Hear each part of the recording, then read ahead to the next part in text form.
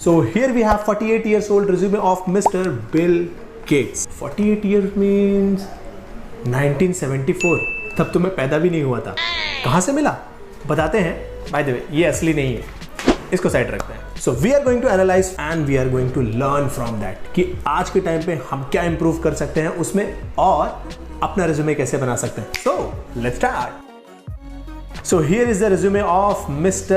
Bill Gates and ये कहाँ से मिला? Bill Gates posted himself. LinkedIn पे बिल गेट्स ने खुद पोस्ट करके अपना 1974 का रिज्यूमे दिखाया and he said I am sure आप में से बहुत सारे ऐसे लोग होंगे जिनका रिज्यूमे मुझसे तो फार फार फार बेटर होगा। यहाँ पे देखो इन्होंने लिखा भी हुआ है whether you are recent grad और college drop out I am sure your resume looked a lot better than mine did 48 years ago.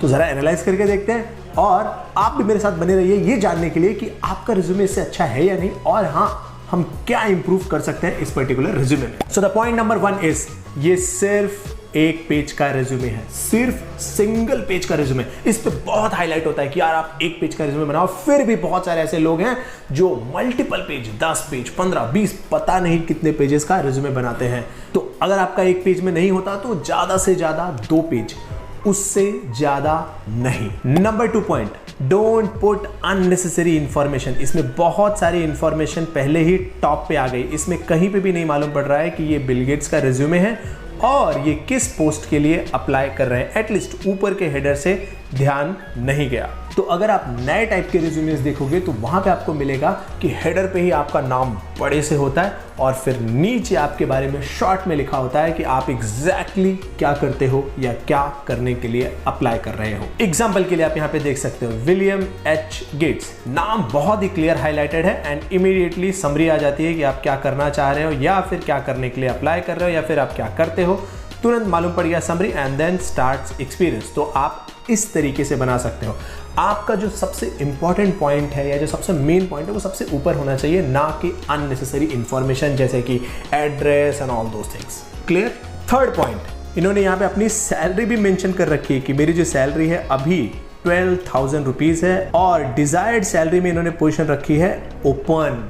तो इससे क्या मालूम पड़ा, एक इन्होंने अपनी सैलरी ऑलरेडी लिख दी कि भाई मैं 12,000 ऑलरेडी अर्न कर रहा हूं लेकिन बाकी सैलरी के लिए मैं ओपन हूं, विच मीन्स 12 के नीचे तो मत देना। तो इस तरीके से इन्होंने सामने वाले को रिस्ट्रिक्ट कर दिया कि भाई 12 के नीचे मत सोचना, इसके ऊपर ठीक है डिजायर्ड सैलरी ओपन स्टेट है, डिस्कस कर लेंगे। आज के टाइम पे ज्यादातर लोग रिज्यूमे पे अपनी सैलरी नहीं लिखते, तो अगर आपको नहीं लिखना that's perfectly fine. At least you can use desired salary में कि आई एम ओपन, इस तरह का कुछ में भी आप मेंशन कर सकते हो, it's up to you, optional. Location, अगर आप लोकेशन पे फोकस करोगे तो ओपन, नो रिस्ट्रिक्शन, मतलब यूएस में मैं कहीं पे भी काम कर सकता हूं, कुछ भी इशू नहीं है। Now fourth point is education, currently enrolled for first year of Harvard college.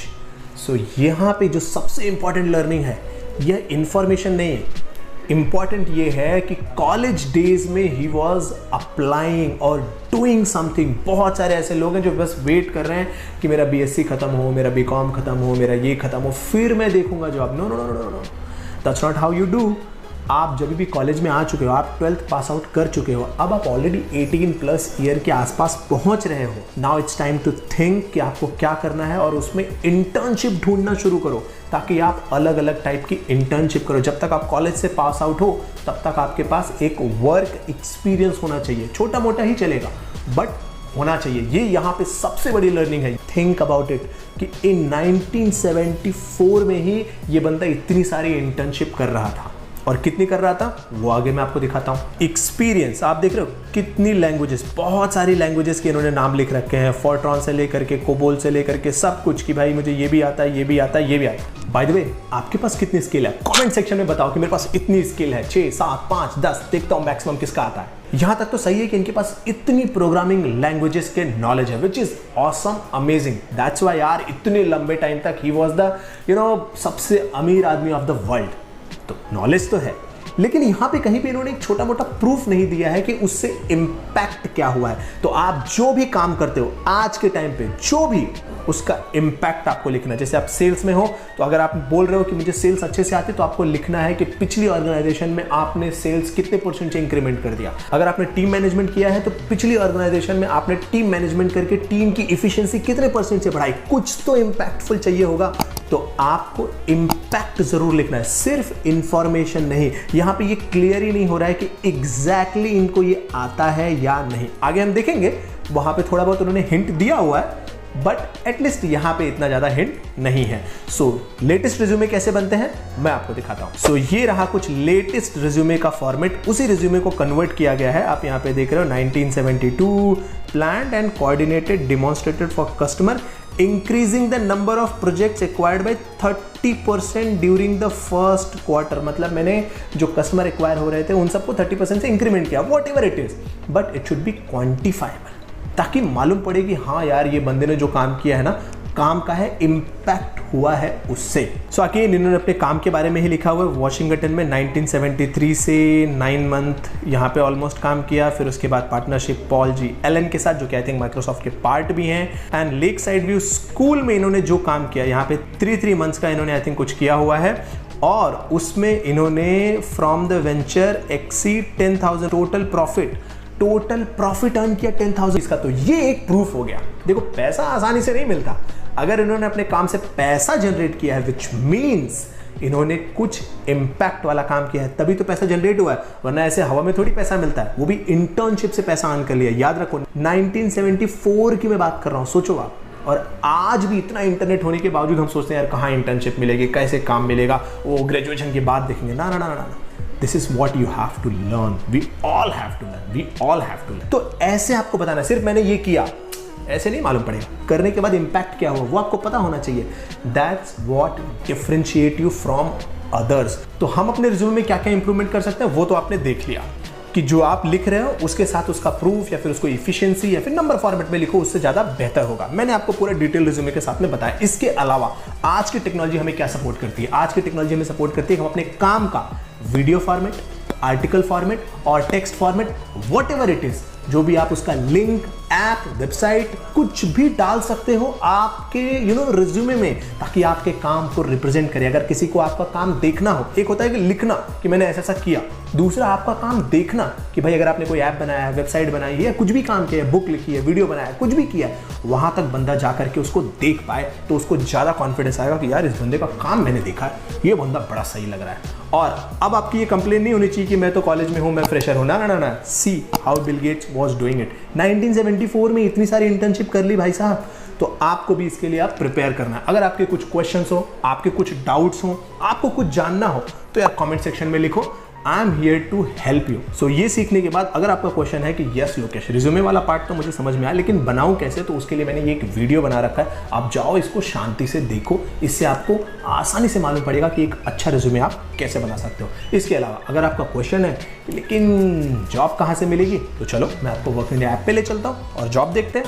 Oh my God, A few moments later. सो हम आ गए हैं वर्क इंडिया ऐप में। आप यहाँ पे क्लियरली देख सकते हो लोड हो रहा है। Okay great. सो ये लोड भी हो गया। जो मेरा प्रोफाइल है अकाउंट एंड बैक ऑफिस का है, ग्रेट। सो मेरा लोकेशन भी मुंबई का है, तो मुझे मुंबई की जॉब दिखाई जाएंगे। ओके सो लेट्स सी, मुझे बैक ऑफिस दिखाई दे रहा है, वेयर हाउस दिखाई दे रहा है, computer operator, admin executive, back office, data entry operator. चलो ये जॉब के अंदर देखते हैं कि क्या यहाँ पे इन्वॉल्व है। 3i इन्फोटेक, अच्छा ये कंपनी यहाँ नज़दीक में ही है। सो ये मैंने क्लिक किया, आप देख सकते हो यहाँ पे क्या क्या है। वाशी लोकेशन है, फ्रेशर भी अप्लाई कर सकते हैं, थोड़ा इंग्लिश, ग्रेजुएट और मेल ओनली जॉब है, याद रखना ये फीमेल के लिए नहीं है। और typing speed, advance Excel, basic Excel, ये सारी चीज़ें, कंप्यूटर एंड ईमेल, ये सारी चीज़ें आनी चाहिए। एंड देन जॉब टाइमिंग यहाँ पे लिखी हुई है। उसके बाद जो अगला चीज़ है address, and the most important चीज़ है नो हिडन चार्जेस। कोई हिडन चार्जेस नहीं है भाई, अगर आपसे कोई भी पैसा मांगे तो आपको किसी को भी पैसे नहीं देने हैं। उसके अलावा क्लिक टू कॉल HR, अगर आप इस पर क्लिक करोगे तो आपका कॉल लग जाएगा। इसके अलावा अगर आपको कुछ इशू आता है, आपको लगता है कि नहीं यार ये जॉब में ना पैसे मांगे, तो रिपोर्ट जॉब यहाँ पे आपको दिख रहा होगा, आप इसका भी यूज़ कर सकते हो। जैसे मैं इस पर क्लिक करता हूँ तो देखो यहाँ पे आपको बताना है कि कोई आपसे पैसे मांगा, कोई प्लेसमेंट एजेंट है, क्या इशू आया, आप इसको क्लिक करके रिपोर्ट कर सकते हो। अगर बहुत सारे लोग इस पर रिपोर्ट करते हैं तो हम उस जॉब को प्लेटफॉर्म से हटा देते हैं। अच्छा, थोड़ा और जॉब भी देखते हैं। बैक ऑफिस, टेंडर एग्जीक्यूटिव, ठीक है, डेटा ऑपरेटर, HR ऑफिस, ये जॉब भी अच्छी है, बेलापुर में ही है।